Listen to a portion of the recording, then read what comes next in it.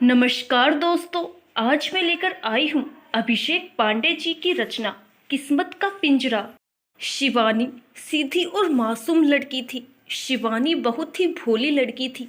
शिवानी के इसी भोलेपन की वजह से लोग उसका इस्तेमाल करते थे। शिवानी एक अनाथ बच्ची है जिसके माता पिता उसे बचपन में ही उसके मामा मामी के यहाँ छोड़कर चले गए थे।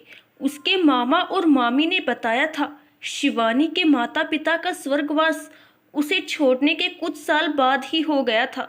शिवानी को बचपन से कभी प्यार नहीं मिला था। शिवानी को पता भी नहीं था आखिर प्यार क्या होता है। प्रवीण और दीपा शिवानी के मामा और मामी हैं। शिवानी के मामा की दो बेटियां हैं। बड़ी बेटी का नाम साक्षी है और छोटी बेटी का नाम नव्या। साक्षी और शिवानी लगभग बराबर की उम्र के हैं। शिवानी साक्षी को बहनों की तरह प्यार करती है, लेकिन साक्षी शिवानी को बिल्कुल पसंद नहीं करती है। वही नव्या थोड़ी दिल की अच्छी है, जो शिवानी की कई बार काम करने में मदद भी करती है। शिवानी को उसके मामा और मामी किसी नौकर की तरह रखते हैं। कई बार नव्या मजाक में शिवानी को छेड़ते हुए बोलती है, आपकी जिंदगी में भी कोई आएगा जो आपको इस पिंजरे से आजाद करेगा। नव्या की बात सुनकर शिवानी शर्माने लगती है। शिवानी भी कई बार सोचती है, क्या सच में कोई मेरी जिंदगी में आएगा और मुझे रानी बनाकर रखेगा। शिवानी कॉलेज पढ़ती है। कुछ ही दिनों में शिवानी के कॉलेज खत्म होने वाले थे। प्रवीण और दीपा जो शिवानी के मामा और मामी हैं, उन्हें आसपास के लोग कई बार बोलते भी हैं कि तुम इस मासूम लड़की की शादी करवा दो और इस अनाथ बच्ची का कन्यादान करके पुण्य कमाओ। लेकिन प्रवीण जी और दीपा जी बहुत ही लालची और मक्कार इंसान हैं।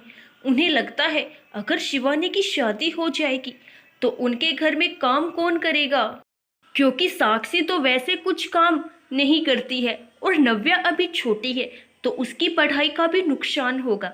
इसीलिए शिवानी के मामा और मामी ने तय किया कि वह कभी शिवानी की शादी नहीं करेंगे। जब से ये बात नव्या ने शिवानी को बताई तो शिवानी दुखी होकर रोने लगी, क्योंकि वो भी इस पिंजरे से दूर होना चाहती थी। इसी बीच एक बड़े खानदान में साक्षी की शादी तय हो गई। साक्षी बहुत खुश थी क्योंकि लड़का अमीर और हैंडसम था। शिवानी का बचपन का दोस्त भी है जिसका नाम आदित्य है। आदित्य बचपन से ही शिवानी को पसंद करता था, लेकिन उसने ये बात कभी शिवानी को नहीं बताई, क्योंकि शिवानी बहुत ही भोली और मासूम थी। ना जाने सच जानने के बाद शिवानी आदित्य के बारे में क्या सोचेगी। लेकिन जब साक्षी की शादी हुई तो आदित्य को लगा कहीं अब शिवानी की शादी भी किसी और से ना हो जाए। इसीलिए उसने नव्या के जरिए शिवानी तक अपनी बात पहुंचाई और उसे मिलने के लिए बुलाया। जहां आदित्य ने शिवानी को अपने दिल की बात बताई। शिवानी ने थोड़ा वक्त मांगा। आदित्य डर रहा था कहीं शिवानी उससे रिश्ता ना तोड़ दे। उस रात शिवानी रात भर सोचती रही, क्या मुझे आदित्य के लिए हाँ बोलना चाहिए। शिवानी ने आज तक आदित्य को दोस्त समझा था। शिवानी को प्यार के बारे में कुछ पता नहीं था। शिवानी को तो बस पिंजरे से आजाद होना था। शिवानी सोचती है अगर मैंने हाँ कर दी तो क्या होगा, क्योंकि शादी तो उसकी वैसे भी उसकी मामा और मामी नहीं होने देंगे। शिवानी ने आदित्य को ना में जवाब दे दिया। आदित्य को बहुत बुरा लगा। आदित्य सोचता है क्योंकि वो एक मध्यम चक्र परिवार से है, शायद इसीलिए शिवानी ने मुझे ना कर दिया। आदित्य अनजान था शिवानी के ना कहने के पीछे के राज से। शिवानी की मजबूरी थी, इसीलिए उसने आदित्य को ना बोला था। उसे आदित्य की भलाई के लिए ये सब कहना पड़ रहा है। साक्षी और उसका पति जब भी घर आते हैं तो साक्षी का पति शशांक शिवानी के बारे में पूछता था तो साक्षी अपने पति से बोलती थी कि ये हमारे घर की नौकरानी है, जिसे सुनकर शिवानी को काफी बुरा लगता था। एक दिन कुछ लोग शिवानी के बारे में मोहल्ले में पता कर रहे थे।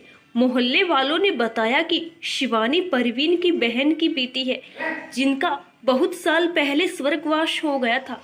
शिवानी का पता करते हुए वो लोग शिवानी के घर जा पहुंचे। उन्हीं में से एक औरत ने प्रवीण और उसकी बीवी दीपा के समक्ष शिवानी की शादी का प्रस्ताव अपने बेटे के लिए रखा।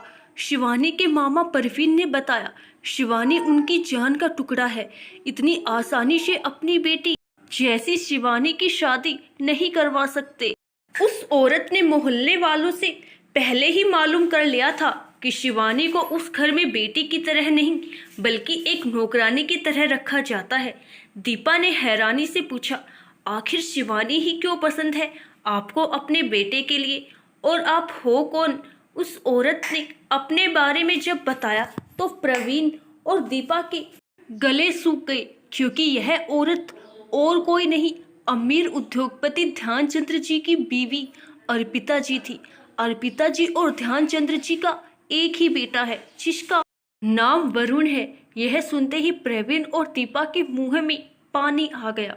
उन्होंने अपने सूखे गले को थोड़ा पानी पिलाया और खुशी से बोलते हैं, मेरी एक बेटी नव्या है, आप उससे अपने बेटे की शादी करवा दो। नव्या बहुत ही अच्छी लड़की है आपके बेटे के लिए।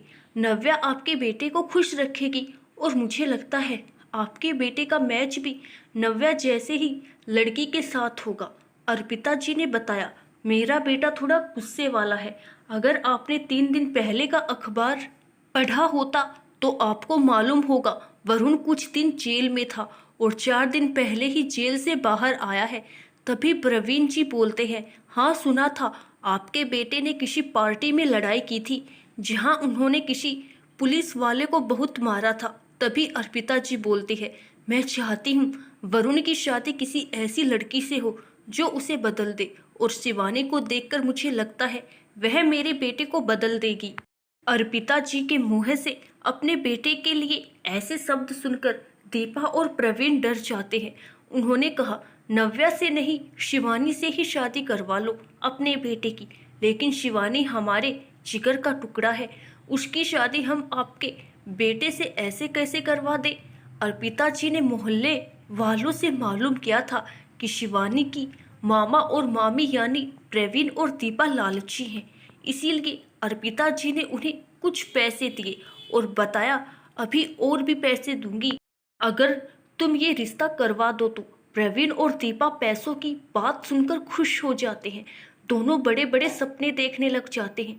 तभी आदित्य वहां आता है और बोलता है, रुको, यह शादी नहीं हो सकती, क्योंकि मैं शिवानी को सच्चे दिल से प्यार करता हूँ। मैं नहीं चाहता उसके साथ कुछ बुरा हो।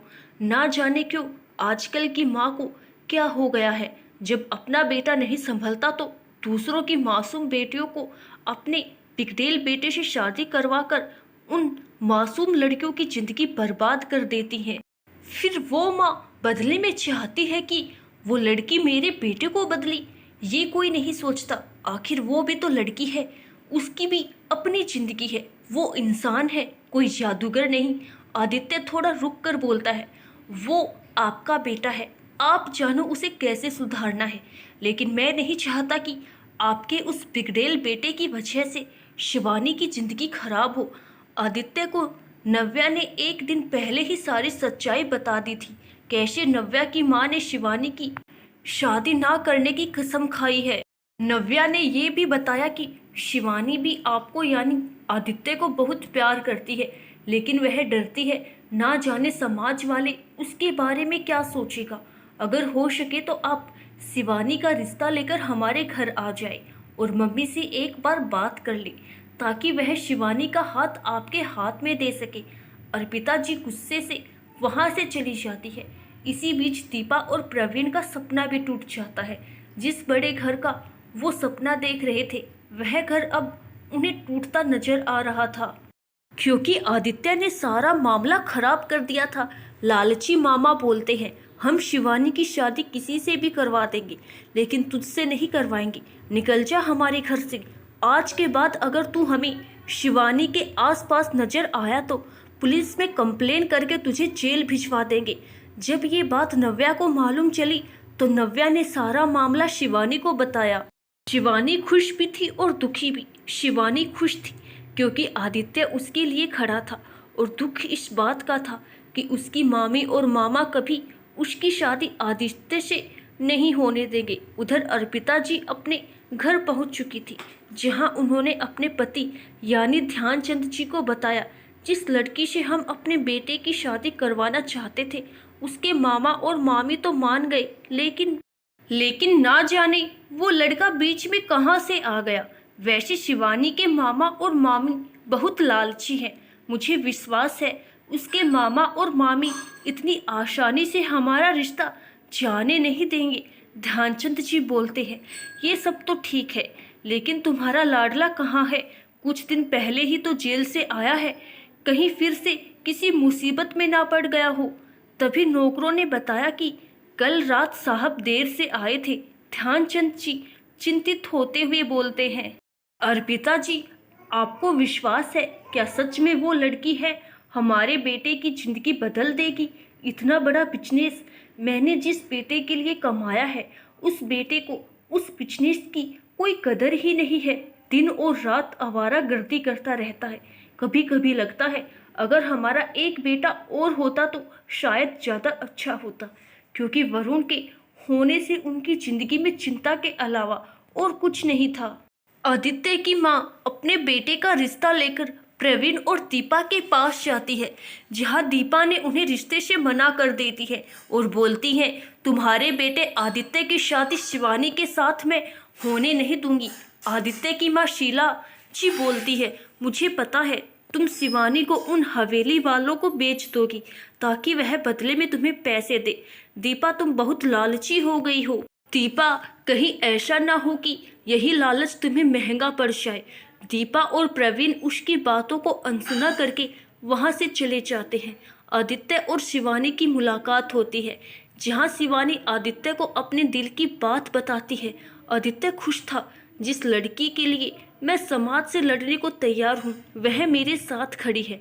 शायद शिवानी आदित्य के लिए कुछ करना चाहती थी, लेकिन शिवानी के मामी और उसके मामा ने उसे पाला पोसा है, इसीलिए उनके खिलाफ खड़ी नहीं हो सकती है। शिवानी चाहती थी उनके मामा इस रिश्ते के लिए तैयार हो जाए। एक दो बार तो शिवानी ने भी अपने मामा और मामी से बात करने की कोशिश की, तो उसके मामा ने उसे काफ़ी मारा और पीटा था, जिससे शिवानी काफ़ी डर गई थी। कुछ ही दिनों में अर्पिता जी दोबारा प्रवीण और दीपा से मिलती है, जहां इस बार अर्पिता ज़्यादा पैसे देने की बात करती है। लालची मामा इस रिश्ते के लिए राजी हो जाते हैं और रिश्ता पक्का भी कर देते हैं। थोड़ी देर में नव्या शिवानी को लेकर आती है। शिवानी तो अंदर से टूट चुकी थी, क्योंकि शिवानी के मामा और मामी ने शिवानी को धमकी दी थी, अगर वह इस रिश्ते के लिए नहीं मानेगी तो वह लोग आदित्य को मार डालेंगे। शिवानी नहीं चाहती थी उसकी वजह से एक मासूम लड़के की जान जाए। अर्पिता जी ने खुशी से शिवानी को देखा और अपना खानदानी कंगन उसके हाथ में पहना दिया। शिवानी ने अपने मामा जी के दबाव में आकर हाँ कर दी थी, लेकिन शिवानी को नहीं मालूम था जिस लड़के से उसकी शादी होने जा रही है वह लड़का बहुत ही खतरनाक है। वहीं आदित्य को जब मालूम चला कि शिवानी ने अपने घर वालों के दबाव में आकर हाँ की है, आदित्य को काफ़ी गुस्सा आया। उसने नव्या से बोला, मुझे शिवानी से मिलना है, हो सके तो आज ही, उसे कुछ बताना है। आदित्य शिवानी को उसके होने वाले पति के बारे में बताने वाला था। शिवानी की शादी वरुण से हो रही थी। वरुण किसी जानवर की तरह था। जब पंडित जी को वरुण की कुंडली दिखाई गई तो उसकी जन्म पत्री में 2 शादियों का योग था, इसीलिए कोई भी अमीर खानदान अपनी बेटी को कुएं में क्यों डाले। शिवानी के माता और पिता तो नहीं थे, इसीलिए अर्पिता जी ने शिवानी से शादी करने की सोची। अगर प्रवीण और दीपा सच्चाई जान भी जाते तो अर्पिता जी पैसों से उनका मुंह बंद करा देती।